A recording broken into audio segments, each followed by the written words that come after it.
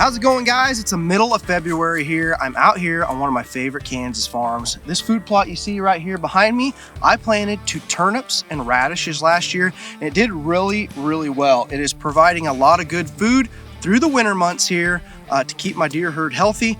This food plot here means a lot to me. I've actually killed 2 of my biggest bucks out of this food plot right here. It's been a very hot spot over the years. We rotated into different crops, and last year it was time to do some brassicas, some turnips, and radishes. That said, this plot works really well when it's like clovers, alfalfas, some sort of legumes.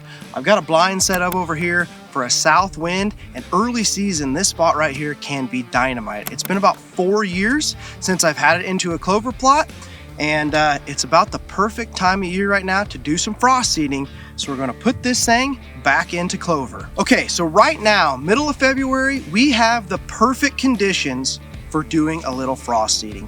And what are those perfect conditions, you might ask? Well, we need, number 1, freezing and thawing. We need to be getting above freezing during the day, but we need to get it below freezing at night. Freezing and thawing effect. I'll explain that here in just a little bit.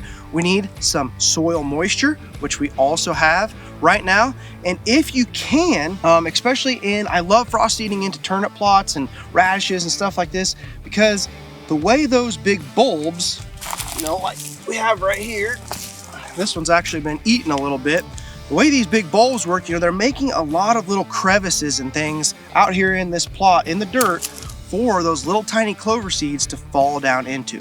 So those are kind of the 3 main things you're wanting. A little bit of open soil, good soil to seed contact.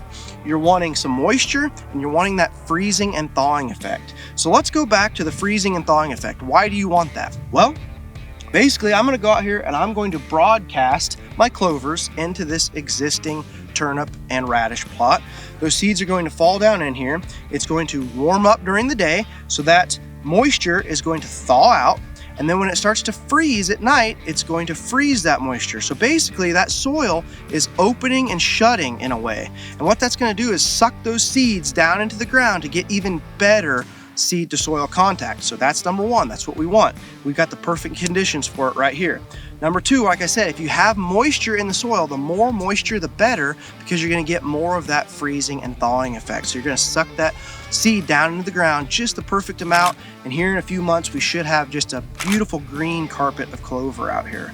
All right, guys, we move back here to the back of the truck here, show you guys what I chose to put into this food plot as far as clovers go. And this year we're going to give the Evolved Clover Pro a try. I'm excited to give this a try. This has got a lot of the clovers that I like in it. It's got some whites and some reds. It's a really good mix of the two, which I personally really like. And one thing I wanted to kind of touch on, I guess, a little bit here is when you're frost seeding, you're going to want to do a little bit more than the recommended rate. So one of these bags is a 1/4 acre. This food plot back here behind me is a little more than a 1/2 acre. So I'm going to actually do 3 bags. So 2 of these would obviously do a 1/2 acre. But I'm going to add a 1/3 in there just because frost seeding isn't perfect.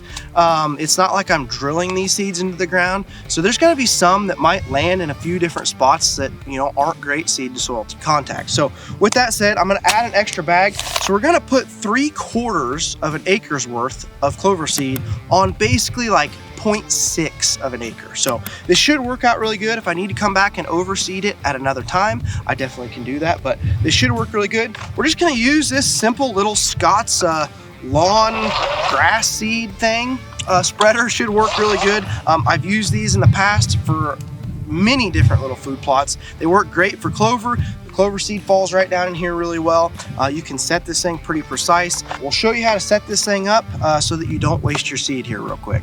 All right, so like I said, this is from Scott's here. There's a million different types of these little spreaders. I've even seen there's battery operated ones now, which would be pretty cool, but you've got all these different settings here, and basically what that's going to do, like I'm on 1 here, if you can see in there, that opening is not very big there at 1, but if I move this thing clear up to 5, it's going to open the whole thing up. So that's basically going to regulate how much seed is coming out of this thing. Now I will show you here on this. Nice thing about these bags, it shows you the clover inside. Those seeds are tiny, if you can see that, guys. Their clover seeds are very, very small. So I don't want to waste this stuff, basically, is the deal. So I'm going to start, usually when I get a new one of these, I'm going to start at the first setting when I'm broadcasting clover. That might need to be changed, but the nice thing is I know that I'm not going to be wasting seed. So if I have to walk around this thing 2 different times, so be it. At least I didn't waste the seed, you know, if I'm putting out too little of seed. Once you kind of start using one quite a bit, you're going to know where you need to be as far as the adjustment goes on this to get your exact quarter acre or acre. You're going to know your pounds per acre, basically. But we're going to start off with one here today with the Clover Pro and see how this goes. Let's get to spreading.